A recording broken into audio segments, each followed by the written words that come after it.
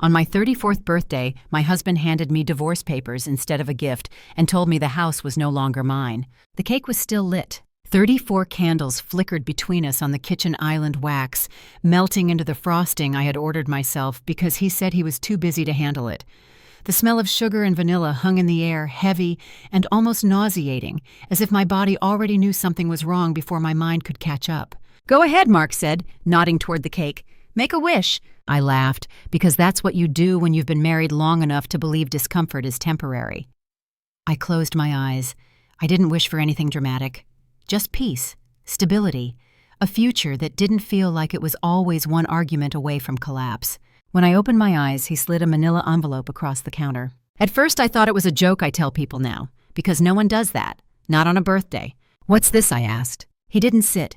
He stayed standing, arms crossed, already braced for impact. "Just look at it," he said. Inside were divorce papers, signed, dated, prepared, a neat little stack of decisions made without me. My mouth went dry. "You're serious," I whispered. Mark exhaled like he'd been holding his breath for weeks. "This isn't working anymore." I stared at him, waiting for the rest. The explanation, the apology, something that acknowledged I was a person and not a problem being solved. Nothing came. And the house I asked finally, because some part of me was still trying to anchor to reality. He hesitated just long enough for my stomach to drop. "I'm keeping it," he said. "Legally, it's mine." I laughed again. Not because it was funny, but because my brain refused to accept the sentence as true. "The house is worth $4 million, I said. "I paid for it." He shrugged. "You paid for most of it. That doesn't mean you own it." That was when the room started to feel unfamiliar, like I had stepped into someone else's life without permission. The house. The one I bought before we were married. The one I renovated. The one my name was supposed to be attached to forever. "Explain," I said, my voice strangely calm. He pulled out another document. "You signed this." I took it from his hand, my fingers shaking now. It was a post-nuptial agreement. My signature was there, my handwriting, my name. I remembered signing something years earlier, late at night, after a long argument about trust and commitment. He had told me it was just a formality, something his lawyer friend recommended to simplify things in case of emergencies. I hadn't read it carefully. I trusted my husband. "You told me this didn't change anything," I said. He looked away. "I told you it was normal." I felt something inside me crack, slow and deliberate. "So you waited until my birthday," I said. "Until I was happy, relaxed." "It felt like the right time," he replied. That sentence will haunt me forever. I pushed the papers back across the counter, right into the cake. The frosting smeared ink bleeding slightly where the corner touched sugar. "I want you out," I said. He shook his head. "This is my house now." I stared at him, really stared, and realized the man I married had been planning this longer than I could imagine. "Who helped you?" I asked. He didn't answer. That was answer enough. I spent that night in the guest room, staring at the ceiling, listening to the quiet of a house I was about to lose. Every memory echoed differently now, every choice replayed with new meaning.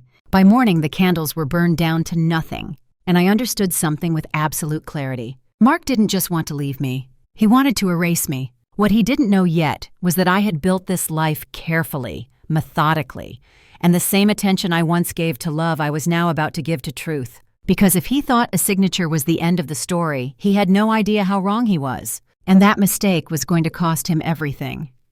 The morning after my birthday, I woke up before the sun, disoriented by the silence and by the fact that I was still in my own bed, in a house my husband had already decided no longer belonged to me. Mark was gone. His side of the bed was cold sheets pulled tight like no one had slept there at all. That detail hurt more than I expected. It meant he had planned this carefully, even down to how clean his exit would look. I got up slowly, my body heavy as if gravity had changed overnight. In the bathroom mirror, I barely recognized myself. My eyes looked older, sharper, like someone who had just learned a language she never wanted to speak. I made coffee and sat at the kitchen island, staring at the ruined cake still sitting there, candles burned down to stubs, divorce papers smudged with frosting. I didn't clean it up. I needed to see it exactly as it was, proof that it really happened. My phone buzzed at 8:14 in the morning. A text from Mark. "We should keep communication respectful. My lawyer will be in touch. No apology, no explanation, just procedure." That was when I stopped shaking. I didn't scream. I didn't cry. Something inside me shifted into a place that felt cold but steady. If this was going to be handled like a transaction, then I would stop behaving like a wife and start behaving like an owner. I opened my laptop and searched for the post-nuptial agreement. I found the scanned copy in an old folder labeled Insurance. The name alone made my stomach twist. I read every page slowly, every clause, every word I had trusted instead of questioned. And there it was, in plain language hidden behind legal softness. In the event of dissolution, primary residence shall remain with spouse, regardless of source of funds, provided agreement remains uncontested. Uncontested. That word mattered. My phone rang again. This time it was my mother. "Happy birthday," she said softly, like she was approaching a wild animal. I almost laughed. "I need to ask you something," I said. She hesitated. "Okay. Do you remember when I bought this house?" I asked. "Yes," she said. "You were so proud." "Do you remember Mark's friend, the lawyer?" I asked. Another pause. "Yes. He helped us with paperwork," I said. "Do you remember that?" Her voice tightened. "Why are you asking?" Because suddenly everything lined up. Because I remembered that dinner. That conversation. The way Mark had insisted it was standard. The way his friend had smiled too easily. "He's divorcing me," I said. "And he's claiming the house." My mother inhaled sharply. "What?" And I signed something, I continued. Something I didn't understand. She didn't speak for a moment. Then quietly, "You need your own lawyer." "I know," I said. I ended the call and immediately searched for a family law attorney who specialized in high-asset divorce. I didn't pick the first name. I picked the one with the longest list of contested cases. Her name was Susan Adler. She answered her own phone. By noon, I was sitting in her office, a glass building that smelled like leather and expensive calm. She listened without interrupting, her face, unreadable, her pen still. When I finished, she leaned back. "Your husband didn't give you divorce papers on your birthday by accident," she said. "I know," I replied. "And this agreement," she continued, tapping the document, "relies on you not fighting. So if I fight," I asked, "it changes things." She smiled slightly. "It changes everything." She explained the weaknesses, the timing, the imbalance of power, the fact that the house was purchased with my funds before marriage, the conflict of interest with his lawyer friend. "You were set up," she said calmly, "but that doesn't mean you're finished." I felt something warm rise in my chest for the first time since the night before. "What do I do?" I asked. "First," she said, "you don't leave the house. Second, you don't speak to his lawyer without me. Third, we document everything." As if on cue, my phone buzzed. A message from Mark. "I'll be by later to collect some things." Susan raised an eyebrow. "He's confident." I looked down at the screen. "He thinks this is over," I said. Susan nodded.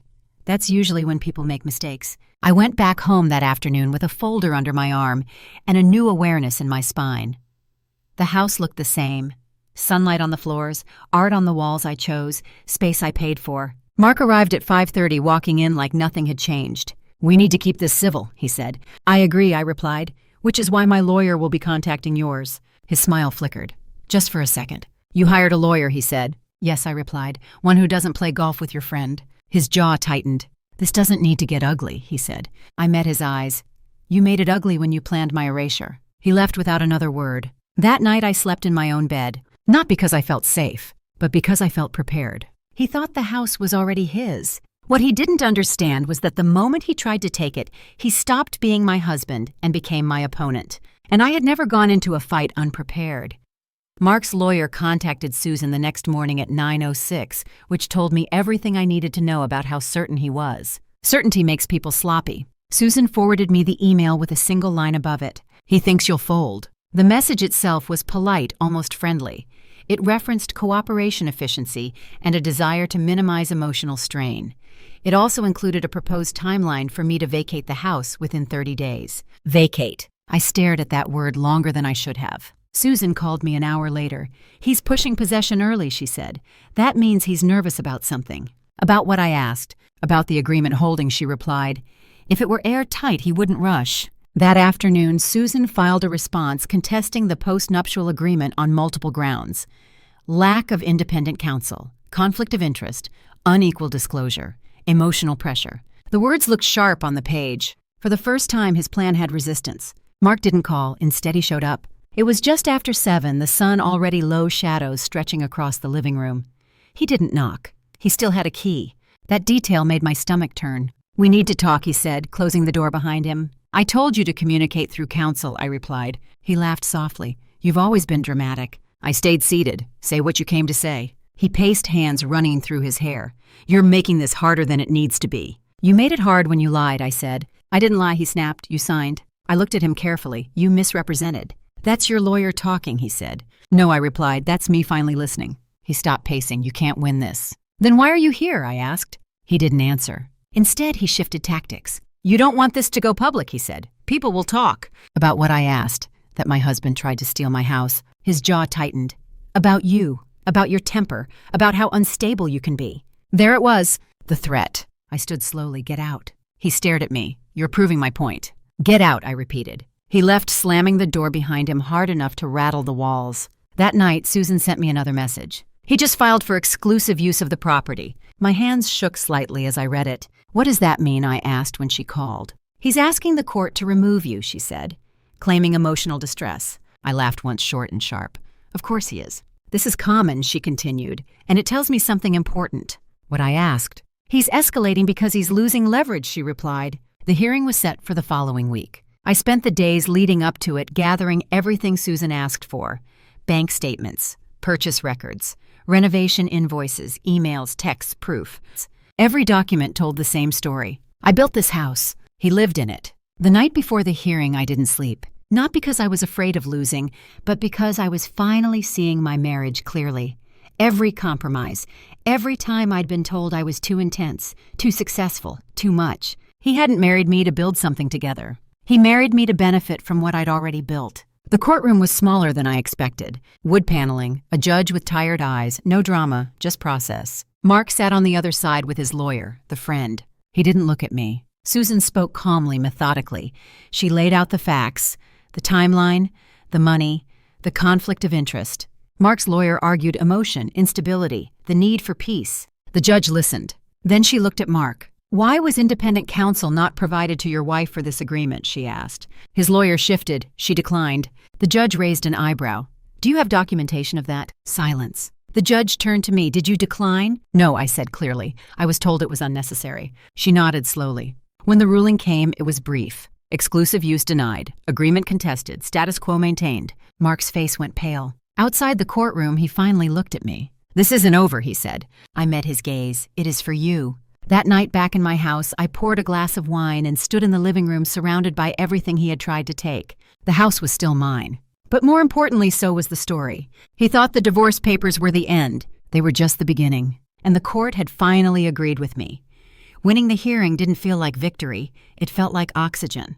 For the first time since my birthday, I could breathe without that tight pressure in my chest, the constant fear that everything I had built could disappear with one judge's signature. The house was still mine for now. The court had spoken clearly. Mark, however, had not. Susan warned me on the drive home. "This is the stage where control slips," she said. "People like your husband don't accept no easily." She was right. 2 days later, the first anonymous email arrived. It came from an address made of random letters and numbers. No name, no signature. "I know what you did to him. You should be ashamed." I stared at the screen longer than I should have, then closed my laptop. I didn't reply. Susan had been very clear. Document everything, respond to nothing. By the end of the week, there were 3 more emails. Then a voicemail from a blocked number. Heavy breathing. No words. Mark never contacted me directly. That was how I knew it was him. He had always preferred indirect pressure, plausible deniability, the ability to say later that he had no idea what I was talking about. On Friday afternoon, Susan called again. He filed a motion to enforce the postnuptial agreement, she said. Different angle. "On what grounds?" I asked. "Good faith," she replied. "He's claiming you understood it and are acting out of spite." I closed my eyes. "That's rich," I said. "Yes," Susan agreed, "but predictable." She explained the strategy calmly. They would argue intent. He would try to paint me as emotional, impulsive, unstable. The same story he'd been rehearsing for years whenever I challenged him. "He's going to make this personal," she said. "You need to stay factual." "I can do that," I replied. What I didn't tell her was how much it hurt to realize how long he had been preparing this version of me. Not just legally, but socially, emotionally. How many times he must have planted seeds in conversations laying groundwork for a future where I would be the problem. That weekend, my best friend Claire came over. She stood in the doorway, took one look at my face, and hugged me without asking questions. "I brought wine," she said, "and food you don't have to think about." We sat at the kitchen island, the same place Mark had slid the divorce papers across to me. "Do you know what scares him the most?" Claire asked suddenly. What I said. "That you're calm," she replied. "Men like that depend on your reaction to justify their behavior." I nodded. "He keeps trying to provoke one." "Don't give it to him," she said. "Give him consequences." On Monday morning, Susan forwarded me something new. "Your husband made a mistake," she wrote. Attached was a copy of a bank transfer. 3 weeks before my birthday, Mark had moved a large sum of money out of a joint account we barely used, an account I had funded years earlier to pay contractors during renovations. "What is this?" I asked when she called. "Asset repositioning," she said, "and he didn't disclose it." "That's illegal," I said. "Potentially," she replied, "and very helpful." She explained it carefully. The post-nuptial agreement relied heavily on transparency and fairness. Undisclosed transfers weakened it significantly. "He thought you wouldn't look," she said. "He thought I wouldn't fight," I corrected. By Wednesday, Susan had filed a motion compelling financial disclosure. Mark responded within hours. "Not legally. Personally." He showed up at the house again. This time I didn't let him in. "You can't shut me out," he said through the door. "This is still my home." "No," I replied calmly. "It's not." "You're being cruel," he said, dragging this out. "You dragged it out the moment you planned my exit," I replied. He laughed bitterly. "You think you're winning?" "I think you're panicking," I said. There was silence on the other side of the door. Then quietly, "You're going to regret this." I didn't answer. That night, I lay awake thinking about the woman I had been when I married him. Confident, generous, in love with the idea of partnership. He hadn't taken that from me. He had tried to use it. The next hearing was scheduled for early spring. This time, Susan said it wouldn't just be about the house. It would be about intent, deception, money. And the truth was no longer on his side. The morning of the hearing, I stood in my closet choosing what to wear. I didn't want to look intimidating. I didn't want to look fragile. I chose something simple, neutral, grounded. In court, Mark avoided my eyes again. Susan presented the bank transfer, the timeline, the pattern. Mark's lawyer tried to explain it away as routine. The judge leaned forward. "Why was this not disclosed?" she asked. Mark opened his mouth, then closed it. For the first time, he looked uncertain. The judge continued. "And why did this transfer occur shortly before the divorce filing?" Silence. The ruling didn't come immediately. Judges rarely give you that satisfaction. But as we left the courtroom, Susan smiled slightly. "He's in trouble," she said. That afternoon, Mark sent me one last message. "You could have walked away with dignity." I stared at it, then deleted it. Dignity was never about leaving quietly. It was about not letting someone rewrite your life and call it love. As I stood in my living room that evening, the sun casting long shadows across the floor I felt something shift again. This wasn't just about saving my house, it was about taking back authorship. And Mark was about to learn what happens when the person you underestimated finally reads the fine print. The court didn't move fast, but Mark unraveled quickly. Susan warned me that once financial deception was introduced, everything else followed. Lies rarely live alone. They multiply, overlap, contradict each other, until even the person who told them can't keep track. The official discovery request went out on a Tuesday. By Thursday, Mark's lawyer asked for an extension. That told me more than any ruling could. "He's scrambling," Susan said over the phone. "People who have nothing to hide don't ask for more time." I spent those days doing something that felt almost surreal. I walked through my house. Not emotionally, not nostalgically, methodically. I opened drawers and cabinets documenting what was mine. Artwork I purchased, furniture I paid for, renovations funded entirely by my accounts. Every invoice was scanned, labeled, and backed up. It was the strangest kind of grief, cataloging a life you once shared as evidence. Mark stopped showing up unannounced after Susan sent a formal cease and desist. Instead, the pressure shifted. Friends I hadn't spoken to in months suddenly reached out. "How are you holding up?" "This must be so hard for Mark. I hope you're both being fair." Fair. That word again. I answered none of them. Susan explained why. "He's shaping perception," she said. "He wants witnesses before there's testimony." On Friday afternoon, Lauren, a mutual acquaintance, called me quietly. "I feel weird even calling," she said. "Then don't explain," I replied. "Just talk." She hesitated. "Mark asked me to write a statement." My stomach tightened. "About what?" "About you," she said. "About your temper, your control issues, how the marriage was unstable." I closed my eyes. "And I asked?" I said no, she replied, because it wasn't true. I let out a breath I didn't realize I'd been holding. "Thank you." "He said you were manipulating the narrative," she added. I smiled without humor. He's confusing resistance with manipulation. The next discovery packet arrived Monday morning. Susan called me as she opened it. "We have a problem," she said. "What kind?" I asked. "The kind that helps you," she replied. Mark had submitted incomplete records, missing pages, redacted transfers, numbers that didn't reconcile, and worst of all for him, emails. One chain stood out. Mark writing to his lawyer friend weeks before my birthday. "She won't fight. She never does. Timing it with her birthday will soften the blow." I felt something go very still inside me as I read it. Not anger. Understanding. "This is bad for him," Susan said quietly. "It shows intent." "It shows contempt," I replied. "Yes," she said, "and judges notice that." The next hearing was different from the others. The courtroom felt sharper, more attentive. The judge had questions prepared this time. Mark's lawyer tried to speak quickly to control the narrative, but the judge stopped him more than once. "Answer the question," she said. Mark finally had to speak. He stood adjusting his tie, suddenly less composed. "I never intended to harm my wife," he said. The judge looked at him steadily. "Yet you prepared divorce papers months in advance." He swallowed. "I was planning responsibly." "And transferring funds?" she asked. He hesitated. "That was precautionary." And presenting a post-nuptial agreement without independent counsel, she continued. Silence. Susan didn't interrupt. She didn't need to. The judge turned to me. "Did you understand this agreement when you signed it?" "No," I said clearly. "I trusted my husband." The judge nodded once. That was enough. The ruling came 10 minutes later. Post-nuptial agreement suspended pending full review. Financial transfers flagged for potential dissipation. Exclusive use of property reaffirmed. Mark didn't look at me as we left. Outside, Susan exhaled. "This is turning." That night, alone in my bedroom, I sat on the edge of the bed and finally cried. Not for Mark, for myself. For the years I had mistaken restraint for maturity. For the times I had been told love meant compromise when it really meant compliance. The next morning, Mark sent one final email. "Let's settle this privately. I'll walk away if you do." I read it once, then forwarded it to Susan. Her reply came fast. "He's trying to escape accountability." Good. Because for the first time, I wasn't interested in escape. I was interested in resolution. And Mark was about to learn the difference. The house still stood.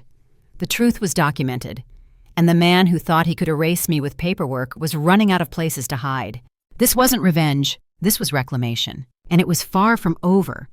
Mark's offer to walk away didn't come from generosity. It came from fear. Susan called me the morning after I forwarded the email. "He's trying to cut his losses," she said, "which means he knows how bad this looks." "Is it that bad?" I asked. She didn't hesitate. "Yes, judges don't like patterns, and they really don't like planning." That word again. Planning. Everything Mark had done pointed to premeditation. The timing of the divorce papers, the birthday, the hidden transfer, the post-nuptial agreement delivered without counsel, the emails assuming I wouldn't fight. This wasn't a marriage ending. It was an extraction attempt. The next discovery deadline forced Mark to turn over full financials. Not summaries, not explanations, raw data. Susan and I spent an entire afternoon going through them line by line in her office. There she said, tapping the screen. And there, and there. 3 additional transfers. Smaller than the first, but strategically placed. Each one moved money from accounts tied to marital assets into accounts he controlled alone. "All before your birthday," she added. "So he was emptying the room before he pushed me out," I said. Susan nodded. "Exactly." She leaned back. "This changes the leverage completely." "How?" I asked. "Because now we're not just defending," she said. "We're exposing." That week, the tone from Mark's side changed noticeably. His lawyer stopped using words like efficiency and cooperation. Emails became shorter, less confident, more cautious. And then something unexpected happened. His lawyer withdrew. Susan called me immediately. "Conflict of interest," she said. "That's the official reason." "The friend," I said. "Yes," she replied. "He can't stay attached to this anymore." That was a crack I hadn't expected so soon. Without his lawyer friend shielding him, Mark had to hire new counsel. Someone neutral. Someone who would look at the file without emotional loyalty. That kind of lawyer doesn't sugarcoat reality. 2 days later, Mark requested mediation. Not the casual kind. Court ordered. Susan smiled when she told me. That means the judge suggested it. The mediation room was colder than the others. Fluorescent lights, no windows. A mediator who had clearly read the file carefully. Mark looked different. Tired, defensive, smaller. He avoided my eyes completely this time. The mediator began by outlining the issues: asset dissipation, questionable agreement, lack of disclosure, imbalance of power. Each phrase landed like a measured blow. When Mark finally spoke, his voice was tight. "I just want this over." I almost laughed. "You planned this for months," I said calmly. "Now you want it over." The mediator raised a hand. "Let's focus on resolution." Susan slid a document across the table. "This is our position," she said. "House remains with my client. Full reimbursement of removed funds. Legal fees covered." Mark's new lawyer skimmed it, then looked up sharply. "That's aggressive." Susan didn't flinch, so was handing divorce papers on her birthday. The mediator turned to Mark. "Do you dispute the financial transfers?" Mark hesitated. I was protecting myself. From what the mediator asked, he didn't answer. That silence did more damage than any argument. The mediation ended without agreement. But it didn't matter, because for the first time, Mark had been forced to listen while someone neutral laid out his actions without excuses. That night I went home and walked through the house again, but this time it felt different. Not like inventory, like territory reclaimed. I remembered the day I bought it, standing alone in the empty living room, keys in my hand, feeling proud and terrified at the same time. I hadn't needed anyone's permission then. I wasn't going to need it now. A week later, the court issued a temporary order. Mark was barred from entering the property without written permission. All remaining shared accounts were frozen. A forensic accountant was appointed. Susan called it containment. I called it peace. Mark sent no more messages after that. Not threats, not apologies, nothing. The silence was different this time. It wasn't strategic. It was defeated. The forensic accountant's report arrived 2 weeks later. It was brutal. Clear timelines, clear intent, clear benefit to Mark. Susan walked me through it slowly. This, she said, pointing to a paragraph, is where it crosses into bad faith. And this, I asked. Where the judge stops giving him the benefit of the doubt, she replied. The final hearing was scheduled for early summer. This time I wasn't nervous. I knew the facts. I knew the truth.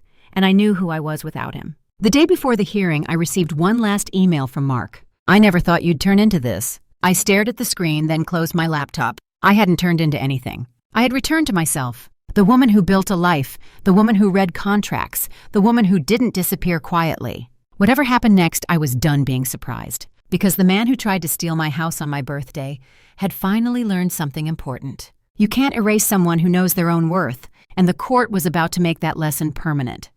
The final hearing didn't feel dramatic while it was happening. It felt deliberate. By the time I walked into the courtroom that morning, I already knew the story better than anyone else in the room. I knew the dates, I knew the transfers. I knew which sentences in Mark's emails would matter and which excuses would fall flat. Mark arrived late. Not by much, just enough to notice. He looked thinner than the last time I'd seen him, his suit slightly loose, his confidence worn down by weeks of being forced to respond instead of control. He didn't look at me. He didn't need to. This wasn't about intimidation anymore. Susan leaned in and whispered, "He knows." I nodded. The forensic accountant testified first. Calm, precise, unemotional. She walked the court through timelines that told a story without adjectives. Funds moved out of accounts I had funded. Transfers clustered tightly around the weeks leading up to my birthday. No corresponding expenses. No explanation that held up under scrutiny. Was there any legitimate marital purpose for these transfers? The judge asked. No, the accountant replied. That single word echoed louder than anything else that day. Mark's lawyer tried to reframe it. Poor advice. Emotional stress. A marriage unraveling. The judge listened, then asked a question that changed everything. Why was the divorce presented on her birthday? Mark shifted in his seat. His lawyer started to answer, but the judge held up a hand. I asked him. Mark stood slowly. I didn't think it mattered, he said. I felt something steady in my chest. Not anger, recognition. It mattered, the judge said evenly, because it shows intent. Mark swallowed. Susan stood next. She didn't raise her voice. She didn't dramatize. She simply walked the court through what the law required and where Mark had failed it. Independent counsel, full disclosure, good faith. He had violated all three. When it was my turn to speak, I stood without notes. I didn't come here for revenge, I said. I came here because I trusted my husband, and he used that trust as leverage. The judge watched me closely. I bought my home before marriage. I continued. I built my life carefully. I didn't expect protection. I expected honesty. I paused, then added quietly, he waited until my birthday because he believed it would disarm me. Mark looked down. The room was silent when I finished. The judge took a recess. Those 10 minutes felt longer than the entire marriage. Susan and I sat without speaking. I didn't pray, I didn't bargain. I just waited. When the judge returned, everyone stood. Her ruling was firm, clear, almost clinical. The postnuptial agreement was invalidated. The house was awarded to me in full. Mark was ordered to return all transferred funds with penalties. My legal fees were covered. There was more, but I barely heard it. The words that mattered were simple. You acted in bad faith. They weren't said to me. Outside the courtroom, Mark finally looked at me. This wasn't how I imagined it, he said quietly. I met his gaze. You imagined I'd stay quiet. He nodded once. That was all. I didn't feel triumphant walking back into my house that evening. I felt grounded. The floors were the same, the walls unchanged, but the air was different, lighter. I opened every window and let the late afternoon sun spill in. This house had never been about money. It was about authorship, about being the one who decides when a chapter ends. Mark had tried to write my ending for me. Instead, he had handed me the clearest beginning I'd had in years. I poured a glass of wine not to celebrate, but to mark something. The end of silence, the end of minimization, the end of being polite at my own expense. On my 34th birthday, My husband gave me divorce papers and tried to take my $4 million home. What he gave me instead was certainty, and that was worth more than anything he ever tried to steal. The days after the ruling felt strangely quiet, like the moment after a storm passes when you're not sure yet what survived. Mark didn't appeal. Susan told me that detail mattered more than anything else. People appeal when they believe they were wronged, she said. He knows he wasn't. That knowledge settled into my body slowly, not as relief, but as stability. For the first time in months, I woke up without bracing myself for impact. The house sounded different in the mornings. No tension humming in the walls. No footsteps I had learned to anticipate. Just space. Honest space. Mark's belongings were collected by movers the following week. I wasn't there when they came. Susan advised against it. There's no reason to reopen anything emotionally, she said. Still, when I came home later that afternoon, the absence was noticeable. Closets emptier, drawers cleared, the garage half hollowed out. What surprised me wasn't sadness. It was how little of him remained once the objects were gone. So much of what I had thought was shared life had really been proximity. That night my phone rang. Mark. I let it go to voicemail. He left a short message. No anger, no manipulation. I just wanted to say I'm sorry, he said. I didn't expect things to end like this.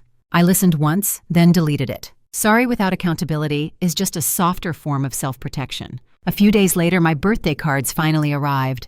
The ones delayed by the chaos. Friends, colleagues, people who had no idea their cheerful messages were landing weeks after the moment they were meant to celebrate. One card stopped me, from my aunt. Inside she had written, I heard what happened. I'm proud of you for standing up for yourself. Your grandmother would have been too.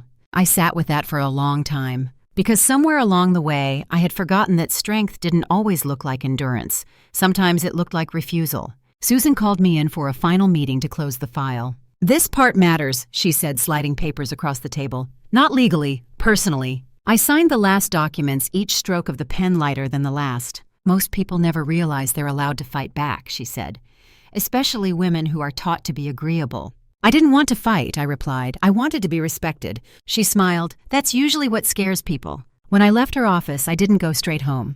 I walked. No destination, just movement. Letting my body remember what it felt like to exist without a role assigned to me. That evening, I did something small but symbolic. I took the ruined birthday cake out of the freezer. Yes, I had frozen it. Not because I wanted to keep it, but because I hadn't been ready to throw it away.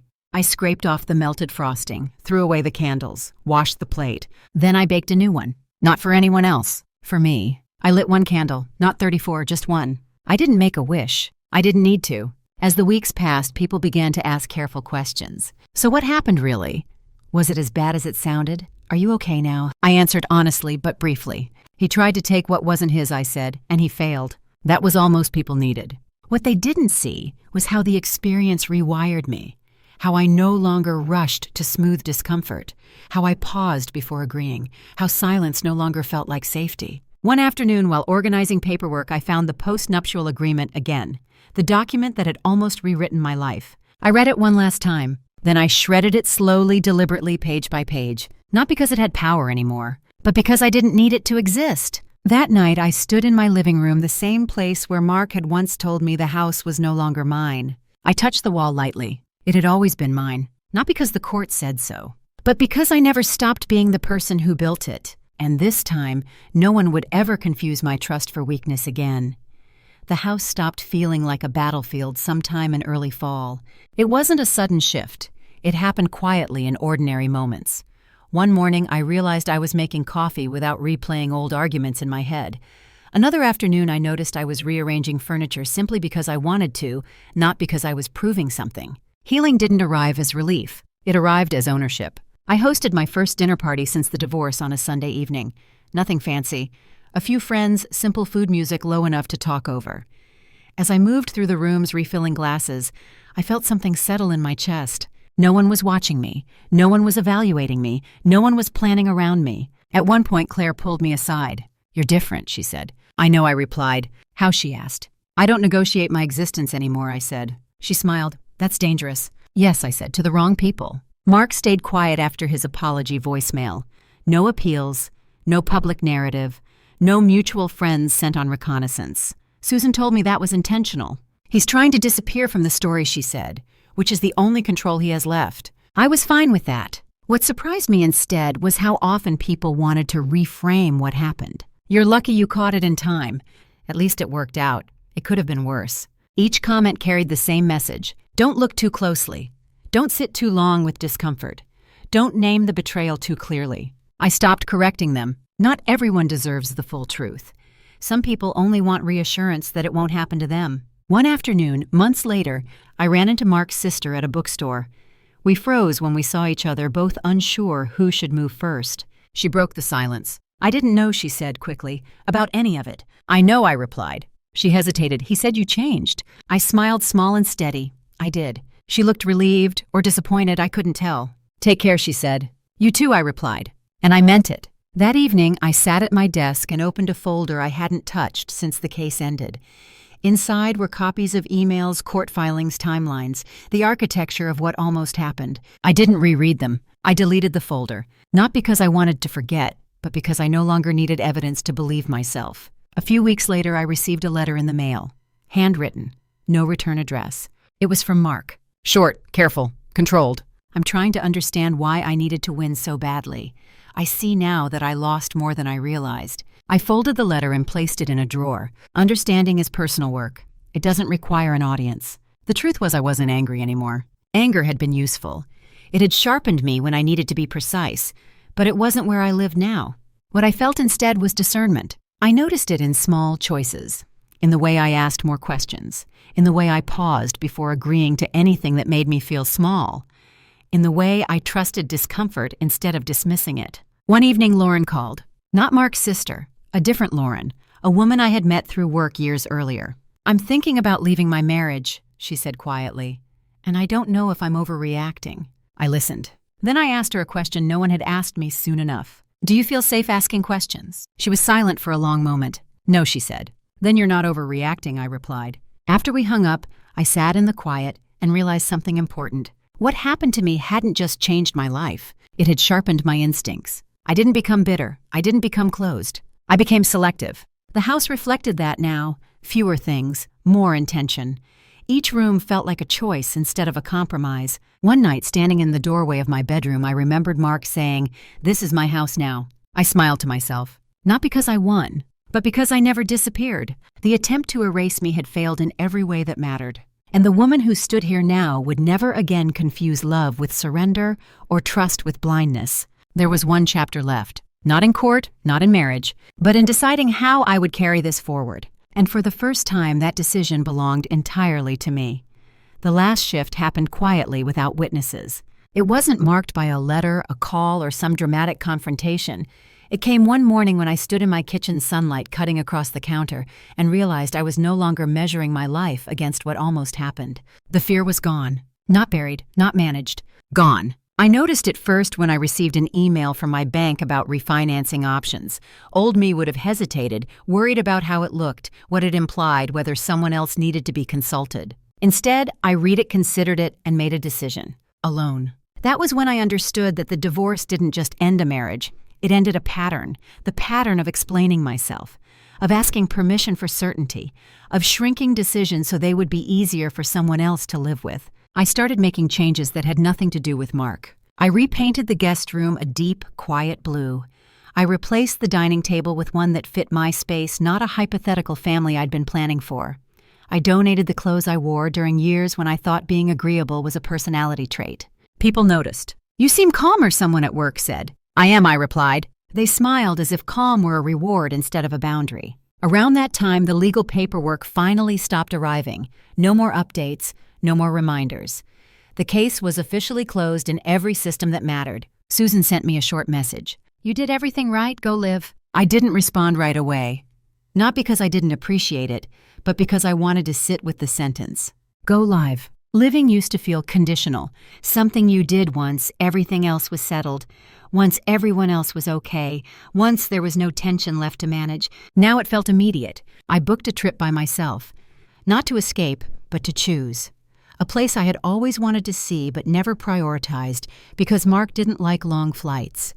I didn't tell anyone until after it was booked. No negotiations, no compromises, no apologies. While I was away, I walked more than I talked. I sat alone in cafes and read. I watched people without imagining myself into their lives. I slept deeply. One evening, sitting on a balcony overlooking a quiet street, I thought about the version of myself who had blown out birthday candles and wished for peace. She had gotten it, just not the way she expected. When I returned home, the house greeted me like a familiar truth. Solid, unapologetic, still standing. I unpacked slowly, deliberately, placing things where I wanted them, not where they looked best for others, where they felt right to me. That night, I opened my laptop and wrote a single sentence in a blank document. I trust myself. I didn't elaborate. I didn't need to. In the weeks that followed, people drifted in and out of my life naturally. Some relationships deepened, others faded without drama. I let both happen. One afternoon, while organizing paperwork one final time, I found the receipt from the day I bought the house. My name, my signature, my decision. I smiled and placed it back in the file, not as armor, as history. The story people like to tell about moments like this is that you come out stronger, sharper, invincible. That wasn't true. I came out clearer. Clear about what love should feel like, clear about what respect requires, clear about what I will never accept again. On my 34th birthday, my husband tried to take my home and rewrite my life with a stack of papers. What he actually gave me was something he never intended. A reckoning, a boundary, a return to myself, and this time there would be no fine print. I didn't expect the echo. That's what surprised me most. Not Mark, not the divorce, not even the court battle. It was the way the story kept resurfacing in other people's lives, quietly, almost cautiously, like they were testing whether it was safe to say certain things out loud around me. It started with a coworker I barely knew. We were alone in the break room when she said, "Can I ask you something personal?" I nodded. "How did you know it was wrong?" she asked. "Before it blew up, I mean." I didn't answer right away. I knew I said finally because I felt smaller every time I asked a reasonable question. She swallowed. "That's exactly how I feel." That moment stayed with me. Not because I wanted to be anyone's example, but because it confirmed something I had been circling for months. What happened to me wasn't rare. It was just rarely named. People talk about betrayal like it arrives suddenly, like a lightning strike. But most of the time it's incremental. It's the steady erosion of your instincts, the quiet training that teaches you not to trust what your body is telling you. Mark hadn't taken my house first. He had tried to take my certainty. The legal fallout continued quietly in the background. I received one last notice confirming that the financial penalties had been paid and the matter fully closed. No appeal, no conditions, just finality. Susan called me afterward. "This is done," she said, "completely." I thanked her, then added something I hadn't planned to say. "You didn't just save my house," I said. "You helped me trust myself again." She paused. "You did that part." That afternoon I walked through the house again, but this time I wasn't checking rooms or noticing changes. I was present, fully. I sat on the floor in the living room back against the wall and let myself remember the woman who had first walked into this space years ago. She had been hopeful, capable, a little naive. She hadn't been weak. She had been open. That distinction mattered. I thought about the post-nuptial agreement again, about how often women are encouraged to be flexible, trusting, agreeable, how rarely we are told to be protected. Love, I realized, isn't proven by how much you're willing to give up. It's proven by how safe you feel saying no. Mark had mistaken access for entitlement, and when that access was revoked, everything collapsed. One evening, months later, I ran into him again. This time it was at a distance, across a parking lot. He was with someone else, a woman. They laughed about something trivial, unaware I was there. For a brief moment, the old reflex stirred. Comparison, curiosity, the question of whether he was different now. Then it passed. I didn't need to know. That was freedom. I got in my car and drove home, windows down, music playing, no knot in my chest, no story to rewrite in my head. Just movement. Later that night, I opened my laptop and reread the sentence I had written weeks earlier. I trust myself. I added one more line beneath it. And I don't negotiate that anymore. I closed the document and shut the laptop. Some lessons don't need elaboration. As winter approached again, I realized something quietly poetic. A year earlier, my birthday had marked the moment someone tried to erase me. Now another birthday was coming, and there was nothing to brace for. No surprises, no ambushes, no fine print. Just time, space, choice. Whatever chapter came next, it wouldn't be written in reaction to someone else's betrayal. It would be written because I chose it. And that, more than the house, more than the court ruling, more than the money, was the real inheritance I claimed. One I would never sign away again. The morning of my 35th birthday arrived without ceremony. No dread, no tightness in my chest, no sense that something was waiting to fall apart if I relaxed for even a second. I woke up naturally, sunlight filtering through the curtains, and lay there for a moment, just noticing how quiet my mind felt. Not empty, settled, like a room after everything unnecessary has been cleared out. I made coffee and sat at the kitchen table, the same table where a year earlier Mark had slid divorce papers toward me like a verdict. The memory surfaced, but it no longer had teeth. It was just information now, part of the record. My phone buzzed with messages, friends, family, simple wishes that didn't come with expectations or subtext. Lauren sent one that made me smile. Proud of you. Still learning how to do life without shrinking. I typed back. You're doing it. That's enough. I didn't plan anything elaborate for the day. No party, no distractions, just intention. In the afternoon, I walked through the house one last time with a purpose I hadn't named until that moment. Not to check ownership, not to protect it, but to acknowledge it. This place had held my ambition, my naivety, my marriage, my unraveling, my clarity. It had witnessed me being underestimated and then finally believed. I opened the front door and stepped outside, locking it behind me, not out of fear, but out of habit. A healthy one. Later that evening, I lit a candle and set it on the counter.